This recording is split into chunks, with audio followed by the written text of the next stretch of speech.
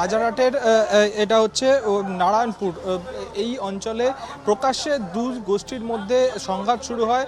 এর রেশ কিছুদিন আগে থেকেই চলছিল, এখানে গুলি চলেছে সেই ঘটনার দৃশ্য কিন্তু এখনো পর্যন্ত দেখা যাচ্ছে। এখানে সাধারণ মানুষরা, প্রচুর সাধারণ মানুষ রয়েছে, পুলিশ মোতায়েন করা হয়েছে। যেমনটা জানা যাচ্ছে যে এই বাড়িতে ঢুকে ভাঙচুরের অভিযোগ ওঠে শুক্রবার দুপুরে। এ নিয়ে এলাকায় উত্তপ্ত হয়ে ওঠে স্থানীয় বাসিন্দাদের অভিযোগ, প্রায় 15 থেকে 20 রাউন্ড প্রায় গুলি চলেছে।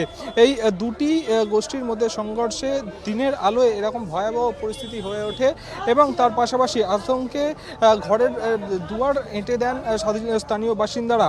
শুট আউটের খবর পেয়ে রাজারহাট থানার পুলিশ ঘটনাস্থলে পৌঁছায় এবং এলাকাবাসীকে আশ্বস্ত করতে তদন্তে নামে পুলিশ।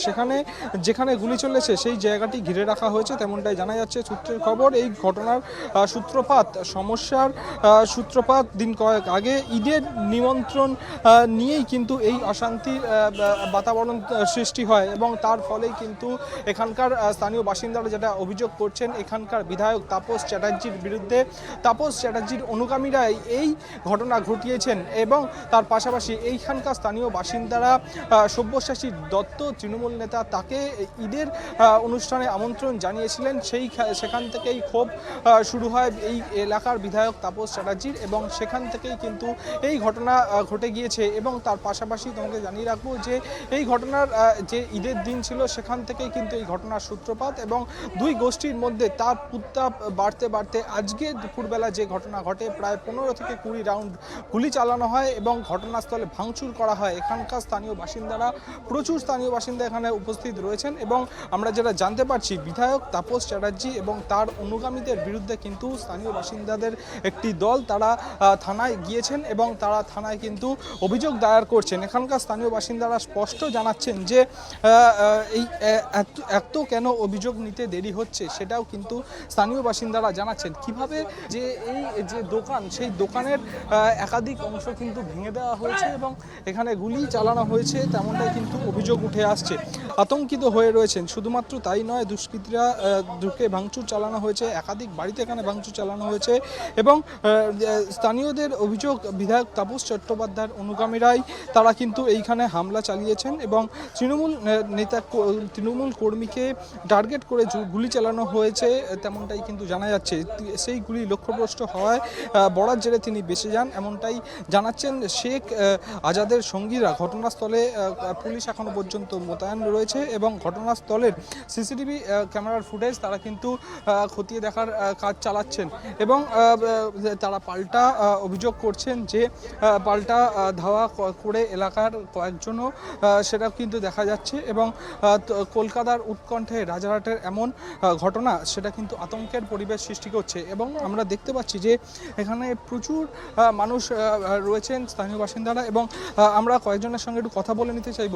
দাদা, এরকম যে ঘটনা ঘটলো, কিভাবে ঘটলো, কার মদতে এই ঘটনা ঘটলো? মেন মদত তাপস চ্যাটার্জির মদতে ঘটনাটা ঘটলো।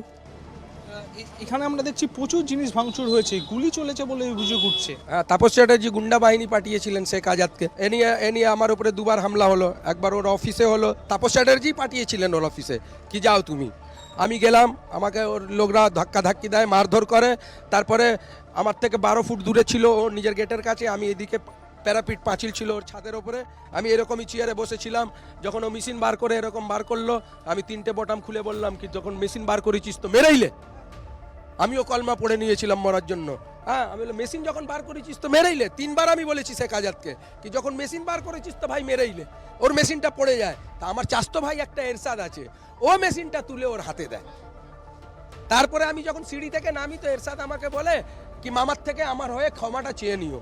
ও বাবা, তুমি মারবে, পুজো করবে, করবে, আবার বলবে ক্ষমাও চেয়ে নেবে, এটা হয় কোনো দিন? কিন্তু আমি মনে পাপ রাখিনি, আমি মনে কোনোদিন ওর ব্যাপারে পাপ রাখিনি। ও হঠাৎ আজকে এরকম করলো, ওকে তো জানা উচিত কিসের জন্য। ও তো এক মুসলিম ছেলে, শেখ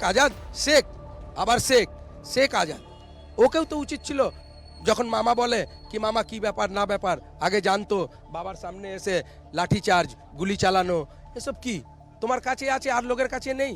হ্যাঁ, সূত্রপাত কোথা থেকে হলো? হঠাৎ হঠাৎ এরকম ঘটলো? ঘটনা সূত্রপাত কালকে তাপস চ্যাটার্জি সব্যসাচী এসেছিলেন আমার ভাইয়ের কাছে নেমন্তন্ন খেতে, ওটাই ওনার রাগ।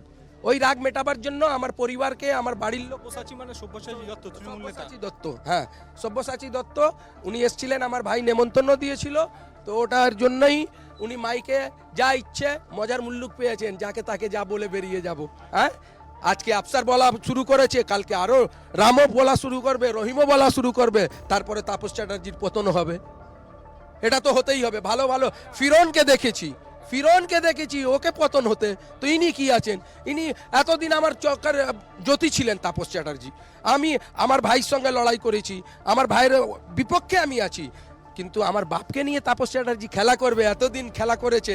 হ্যাঁ, ইসরায়েল পাড়া নাম হবে না ব্যক্তিগত হিসাবে, উনি এও কথা বলেছেন। আরে আমার বাবা তো দান করেছে পুরো পাড়ার লোককে জমি, 500 টাকা 1000 টাকা কাটা কিনে দিয়েছে। বাবাকে মারধর করা হয়েছে এরকমটাও অভিযোগ আছে। মারধর করার এত বড় ক্ষমতা হয়নি। আমার বাবাকে মারধর করা হলে আজকে কটা লাশ পড়ে যেত, এখানে কটা বডি পড়ে যেত আমার বাবার উপরে হাত উঠলে।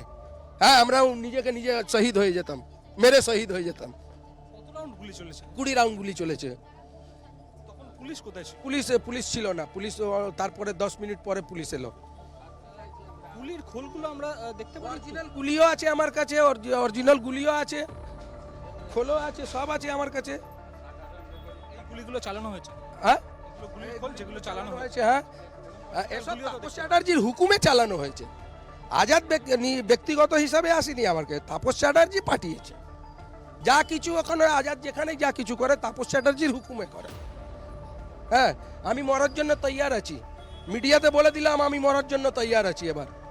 হ্যাঁ, অনেক সহ্য করা হয়েছে, আর সহ্য করা যাবে না। দেখি তাপস চ্যাটার্জি আমার কি করতে পারে। মারা ছাড়া তো আর কিছু করতে পারবে না। মারনে আলা উপর আলা, বাঁচানে আলা উপর আলা। আমরা এফআইআর করেছি, এফআইআর এখন আমরা পাবো। আমরা যত দূর হবে আমরা লড়বো। যদি লোকাল নেতা, লোকাল পুলিশ না শোনে, আমরা বড় উঁচু মহলে যাব। ভগবান আমাদেরও বুদ্ধি দিয়েছে, আল্লাহ আমাদেরও বুদ্ধি দিয়েছে, শিক্ষা কি দিয়েছে। অভিযোগ নিতে দেরি করছে? পুলিশ একটু দেরি করছে। এমএলএর বারবার ফোন আসছে বড়বাবুর মোবাইলে, আমি দেখতেই পাচ্ছি। যখন আসছে সরে যাচ্ছেন। উনিও কি করবেন? আমার শেখ আজাদের বিরুদ্ধে এফআইআর করা হলো। আপনারা তো বলছেন তাপস চট্টোপাধ্যায় এর মধ্যে যুক্ত আছে, হ্যাঁ। তার নামে কি এফআইআর করা হয়েছে? আর ওর নামেও লেখা হয়েছে, ওর নামেও বলা হয়েছে। মেন তো উনিই করিয়েছে। ওনার নাম সরাবার জন্য সবাই আমাকে বলছে, অনেক লোক বলছে ওনার নাম সরাবার জন্য। কে বলছে? তো এই চাপে মনে হয় নামটা, তাও দেখা যাক কি হয় এখন। মমতা দিদি, তুমি এই সিদ্ধান্তটা নাও। এরকম গুলি সবার থেকে সবার বাড়িতে গুলি চালানো, পাড়ায় ঢুকে মারা, এসব ঠিক না। মমতা দিদি এরকম নেতাকে রাখেন না দিদি। হ্যাঁ, এর ব্যাকগ্রাউন্ডটা জানেন। আপনারা বলছেন 20 রাউন্ড গুলি চলেছে, কারুর কি গুলিতে আহত হয়েছে? গুলি লাগেনি, ও ভয় খাওয়াবার জন্য, চালাবার জন্য। বয়স্ক মানুষ রয়েছে, বাচ্চারা রয়েছে, কোথাও কি আপনাদের ভয় লাগছে যে এইখানে এত বড় ঘটনা ঘটে গেল? প্রায় 20 রাউন্ড গুলি চালানো হয়েছে। ভয় তো মানে এক বাইক এসে তো হামলা ওরা করে দিল। আমরা তো কিছু জানতাম না, আমরা তো চুপ মেরে এখানে আছি। আমরা খবরও দিল, আমাকে ডাকলো, আমি বললাম আমি যাব না, আমি অসুস্থ মানুষ। তারপরে দেখলাম কি ওদিক থেকে দল এলো আর ধড়াধড় হামলা, গুলি চালাতে চালাতে সব ঘরে ঢুকে কতজন ছিল, কতজন এসেছিল হামলা চালাতে?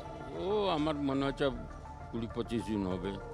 গুলির খোল, একটি গুলির খোল এবং একটি বুলেট যেটা ফায়ার হয়েছে, কিন্তু গুলির খোল বেরোয়নি, অর্থাৎ সেই বুলেট রয়েছে এবং গুলির খোলটাও কিন্তু এখানে রয়েছে, তেমনটাই দেখালেন স্থানীয় বাসিন্দারা। এবং বিধায়ক তাপস চট্টোপাধ্যায় এবং তার অনুগামীদের বিরুদ্ধে যে অভিযোগ দায়ের করা হয়েছে তেমনটাও কিন্তু সাধারণ মানুষরা জানাচ্ছেন। এবং বিধায়ক তাপস চট্টোপাধ্যায়ের নাম সেই এফআইআর কপি থেকে সরিয়ে নেওয়ার জন্য ওপর মহল থেকে নাম প্রকাশ করছেন না তারা, কিন্তু ওপর মহল থেকে চাপ সৃষ্টি করা হচ্ছে, তেমনটাও কিন্তু অভিযোগ উঠে আসছে।